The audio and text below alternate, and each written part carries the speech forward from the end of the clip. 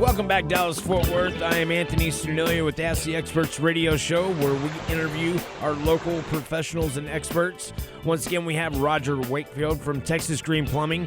And it looks like I have a phone call, Roger, so you go ahead and take over, and I will get this phone call real quick. All right, Anthony. Thank you, sir.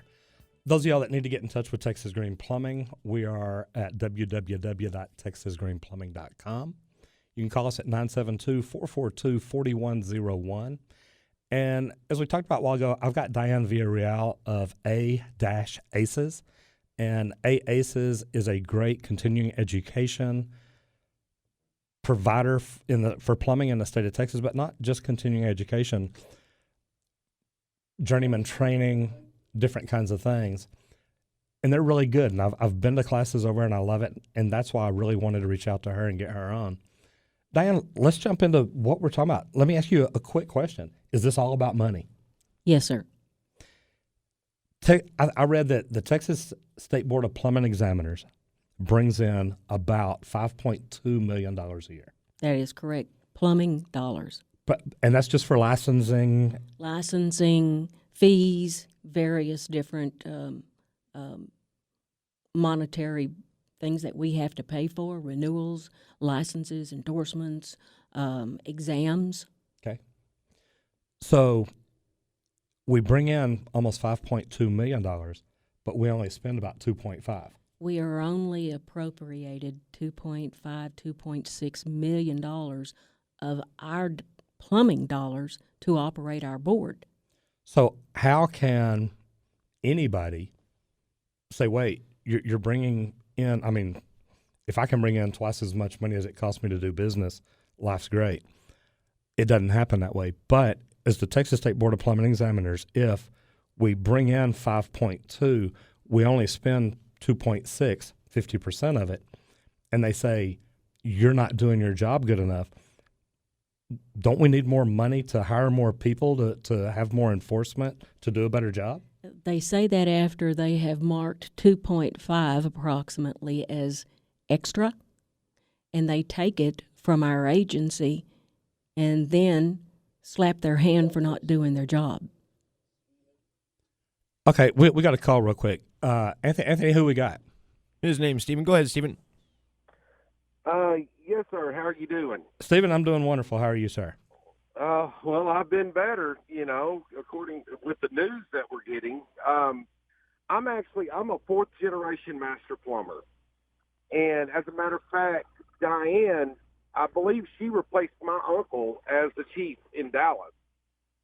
And this really has me a little concerned over the changes that I've read about. I mean, my plumbing lineage predates the state board.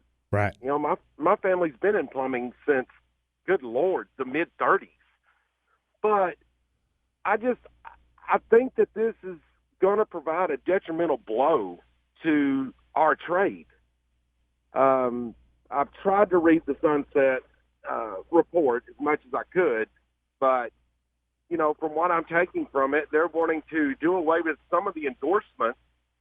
I don't understand how they say that this is, the changes that they're going to make are going to help the workforce. I have two drain cleaners that work for me.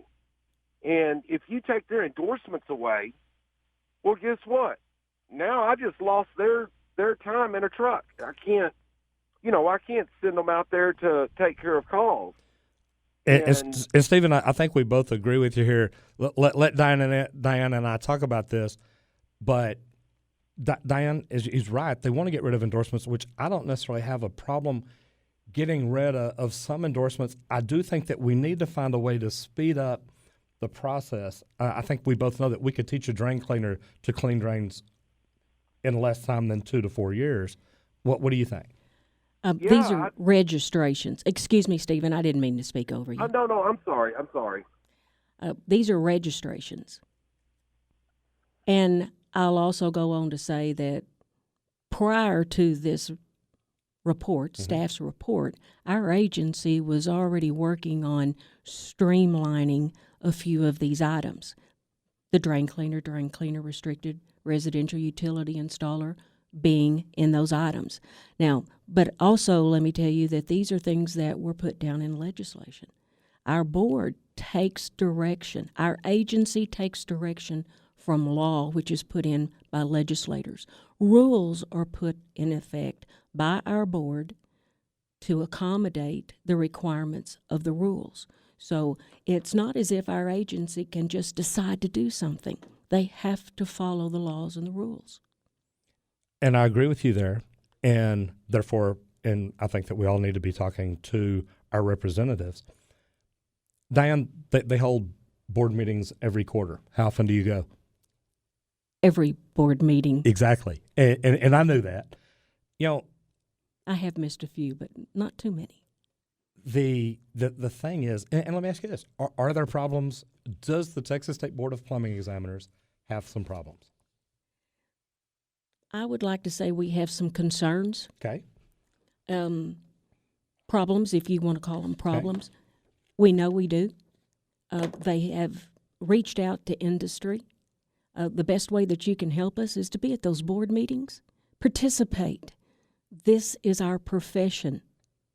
We have a board, our 9-member board, less the 3 that the governor has failed to fill in the last year. Come on, Abbott. This kind of preempts this report, does it not? Right. But our members on our governing board, we have the best board that we have had in years since we lost the leadership of John Hatchell. Julio Cerda is open. He asked. I applaud him for his efforts in trying to get us back on the right road, to get us to where we need to be. He is interested in our thoughts and our concerns. Our agency is interested in our thoughts and concerns. Mm-hmm. Their number one goal is to get this as streamlined as we can without losing the quality that we have. So talking about quality, do plumbers protect the health of the nation? I've heard that, God, my entire life. Absolutely. And I believe you. And I not only believe it, I've had this argument with people. But let me ask you this. The TDLR licenses electricians and HVAC technicians. And I know that because I do have my HVAC technician certification. I'm a registered technician, certified technician, I believe. The Texas State Board of Plumbing Examiners kind of does the same thing. They license plumbers. But to get my licensed HVAC certification, I had to sit in the classroom 12 days. That was it, 12 days. I'm impressed. Absolutely. To get my plumbing license, I had to work in the field for 3 years, go to Austin, take a test. I'm one of about 13, 14, 18 plumbers, and Lisa Hill, I'd love this information, how many plumbers have every endorsement or how many master plumbers. I'm one of, me, you, I know 3 or 4 of us that have every endorsement. And people say, Roger, the problem with Austin is you've got to go down and take the test. And you know what? I take pride in that. Look, I've got to the point where I can pass this test, and I want to go down here and show you how well I am at it. People are saying that, well, they make it too hard to get a license. But you know what? If we're protecting people's health, should it be easy enough that anybody can go sit in a class 12 days and get a license? Absolutely not. There is nothing more exhilarating than to walk out that board's front door and know I'm measured up today.